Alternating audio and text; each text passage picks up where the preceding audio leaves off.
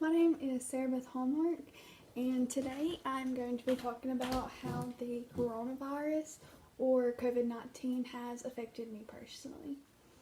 So, a few weeks ago, when we done our last speech, I was talking about vaccinations and how we've had big pandemics before that we have created a vaccination for. And at the time, I mentioned that about COVID 19 being a new pandemic. And I didn't mention anything about having a vaccination for it because, of course, we don't. But at the time, I wasn't thinking that it was going to be such a widespread thing. In my mind, it was far off and it wasn't going to come to my hometown. But then in a few weeks, it was here and was affecting people that I knew, and people had it, and people were having to self quarantine in case they had it. And so it hit me like, this is real, this is a big deal, and I saw the effects of it for me personally.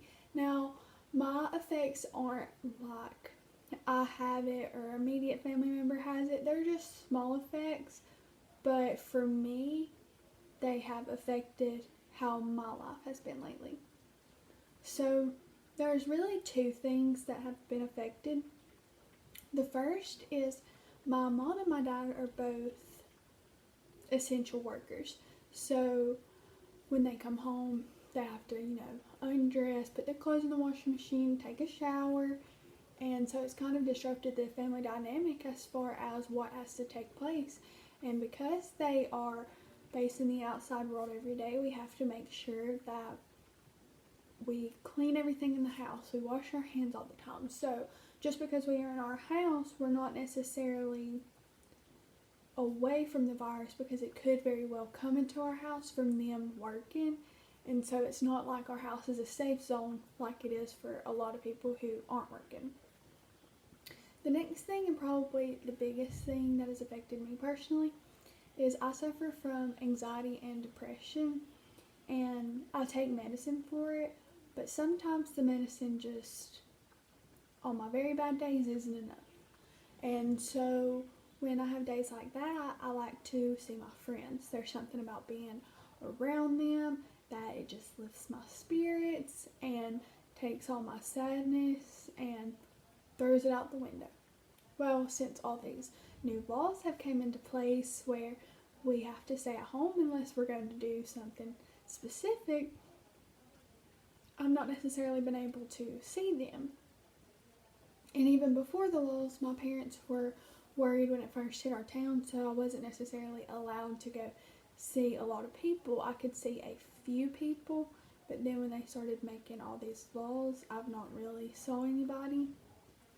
So that has taken a toll on me, like mentally very bad, and even physically and emotionally. So I don't have those people that I can go to right now, and it's been very hard to figure out how to control my depression and not get to the point that I'm so mentally lost because I'm having to do it all by myself. I'm not having the opportunity to go see a friend and see if that'll help cheer me up. Like, that is not an option right now.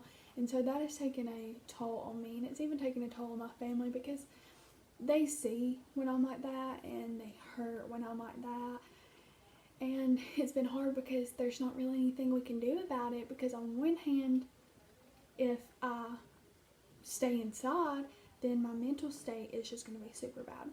But if I go out and I see my friends, then we're running the risk of me coming in contact. So it's just been kind of like between a rock and a hard place trying to balance that. And I think for me, that's been the biggest thing that has affected me. And of course, like I said, it's not anything health-wise as far as catching the COVID-19. It's just been more mentally health-wise that it has affected me. But I do believe that we are strong.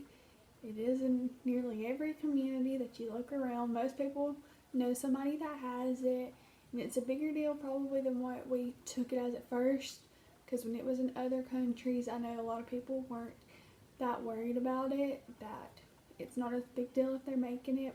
But I think we've saw the effects of it here, even driving through just 5 minutes outside of my city, there's a testing site.